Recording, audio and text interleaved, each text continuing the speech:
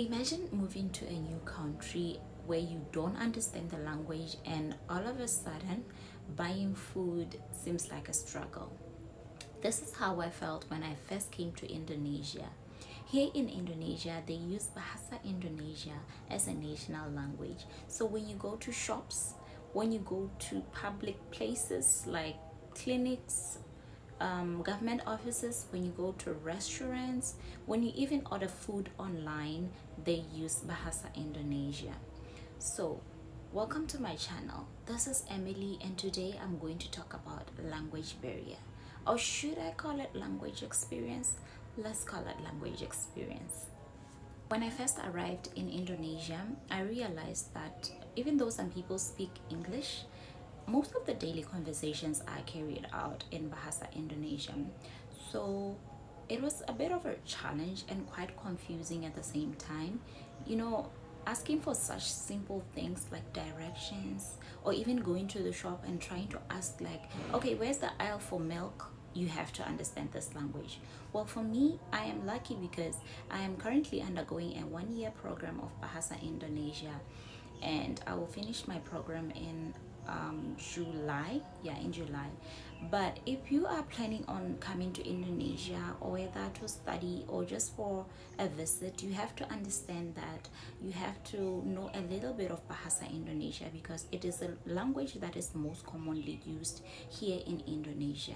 To be honest, there were some moments whereby I didn't quite understand what people were saying when I was trying to communicate with them, and I would just nod and laugh because what was this? Seriously.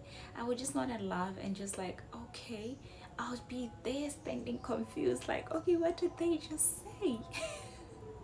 It happens a lot. If you're new here in Indonesia, you're going to experience a lot of it, and it's quite a challenge, but you can make it interesting for yourself.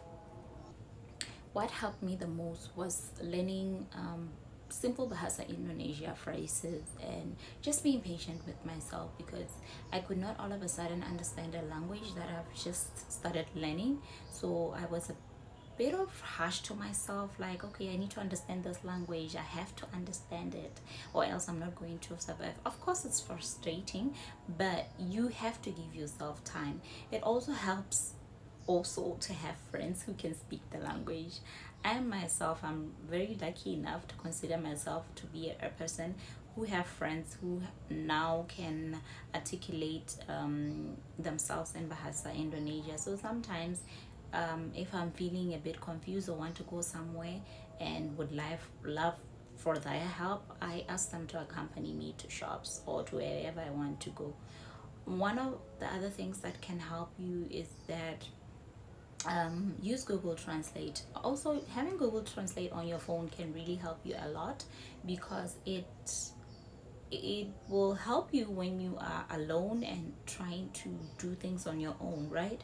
You will use it as an English to Indonesian translator or Indonesian to English translator, like that. Yeah. The language barrier can feel frustrating, but it is also part of the learning experience. It will push you to adapt and to get to know the people here in Indonesia much better. So you should just treat it as a new experience that you will write in your book of history. If you are planning to study abroad, either here in Indonesia or anywhere in the world where they don't use English majority of the time, just know that language is part of experience. You should give yourself time, be patient with yourself. Eventually you will get it. Thank you, everyone. Don't forget to like, subscribe, and comment. This is Emmy's Diaries. See you in the next video. Bye.